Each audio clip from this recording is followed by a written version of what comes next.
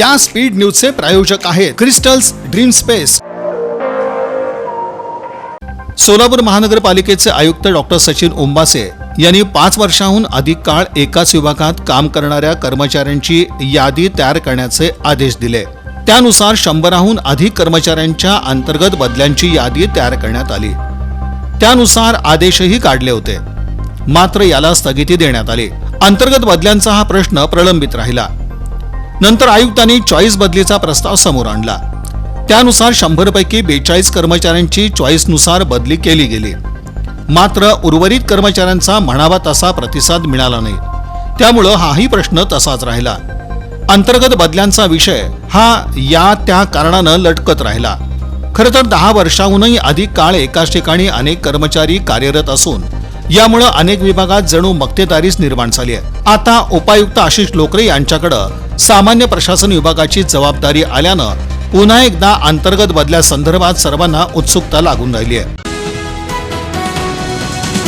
भावसार समाजाची कुलस्वामिनी गणेशपेठेतील हिंगुलांबिका देवीचं मंदिर असून तमाम भक्तगणांना वेध लागून राहिलेल्या शारदीय नवरात्र उत्सवास घटस्थापनेनं सोमवारी 22 सप्टेंबरपासून मोठ्या भक्तिमय वातावरणात प्रारंभ होत असून यानिमित्त आई राजा उदो उदोचा गजर सर्वत्र घुमणार आहे। सोलापूर शहर आणि जिल्ह्यातील तमाम भक्तगण आवर्जून श्री हिंगुलांबिका देवी मातेच्या दर्शनासाठी येतात। नवरात्र उत्सव काळात मंदिरात विविध धार्मिक विधींचं आयोजन करण्यात येतं। हिंगुलांबिका देवी माता मंदिर ट्रस्टच्या वतीनं यंदाही नवरात्र महोत्सव काळात विविध सांस्कृतिक तसंच धार्मिक कार्यक्रमांचं आयोजन केलं जाणार आहे।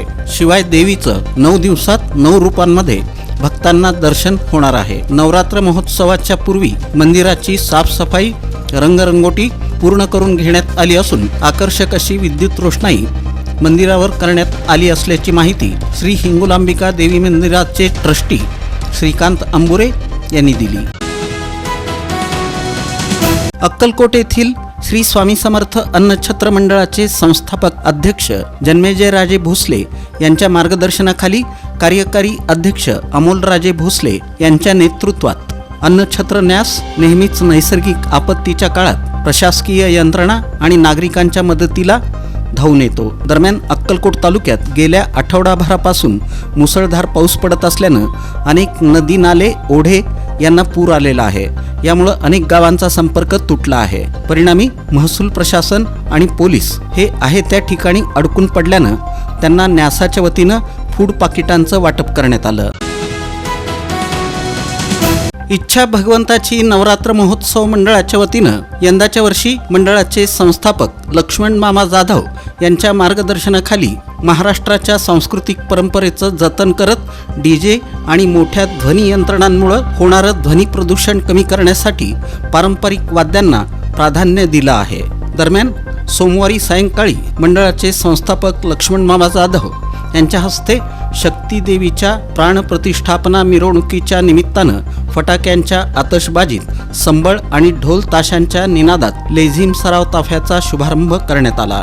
या प्रसंगी मंडळाचे मार्गदर्शक तथा राष्ट्रवादी काँग्रेसचे प्रदेश उपाध्यक्ष किसन जाधव, अनिल जाधव, माजी नगरसेवक नागेश गायकवाड, बबलू गायकवाड, नितेश गायकवाड, तुषार गायकवाड, सचिन जाधव, राष्ट्रवादीचे प्रदेश युवक सरचिटणीस चेतन नागेश गायकवाड, आदित्य जाधव, सागर कांबळे, अमोल लकडे, सचिन पिसे, शिवा बंडगर, माऊली जरग, प्रेम नागेश गायकवाड, अमोल जगताप, आदित्य जाधव, करण जाधव, कार्तिक जाधव, सोमनाथ कोळेकर, रामभाऊ पल्ली, उत्कर्ष गायकवाड, तन्मेश गायकवाड, तेजस गायकवाड, प्रकाश जाधव आदींची उपस्थिती होती।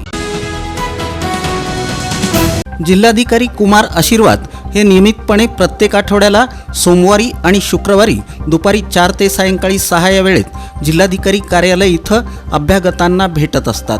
परंतु जिल्ह्यातील काही नागरिकांना जिल्हाधिकाऱ्यांच्या भेटीच्या वेळा माहीत नसल्याचं निदर्शनास आलं आहे। त्यामुळे जिल्ह्यातील नागरिकांना कळवण्यात येतं की जिल्हाधिकारी महोदय हे नेहमीप्रमाणेच प्रत्येक आठवड्याच्या सोमवारी आणि शुक्रवारी सर्वसामान्य नागरिकांना दुपारी 4 ते सायंकाळी 6 या वेळेत त्यांच्या अडीअडचणींच्या अनुषंगानं भेट देतील।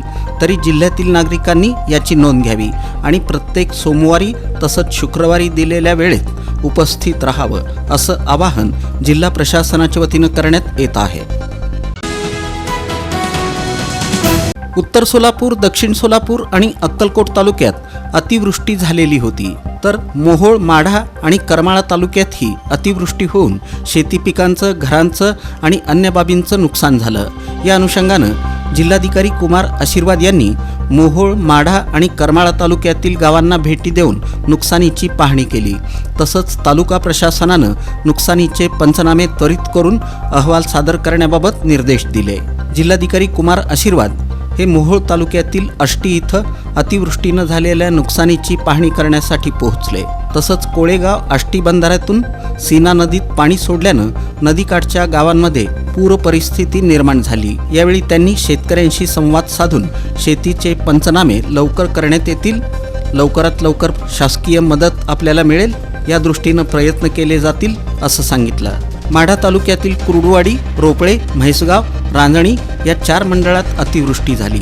जिल्हाधिकारी कुमार आशीर्वाद यांनी कुर्डुवाडी जवळील अतिवृष्टीनं ऊस पिकांचं झालेल्या नुकसानीची पाहणी केली. या स्पीड न्यूजचे प्रायोजक आहेत क्रिस्टल्स ड्रीम स्पेस. सर्व सुविधांनी युक्त शहरालगतचा अद्ययावत प्रकल्प, luxurious residential open plots, concrete road, पाण्याची सोय, स्ट्रीट लाईट अशा सुविधांसह मंदिर, योगा केंद्र, open gym, children park, open amphitheatre, निसर्गरम्य वातावरणात नवजीवन अनुभवण्यासाठी पुणे रोड, बाळे इथल्या क्रिस्टल्स ड्रीम स्पेसला प्रत्यक्ष भेट द्या. ऑफिस क्रिस्टल डेव्हलपर्स, ICICI बँकेजवळ, पार्क चौक, सोलापूर. संपर्क 820 099 827 आणि 91 45 509 509.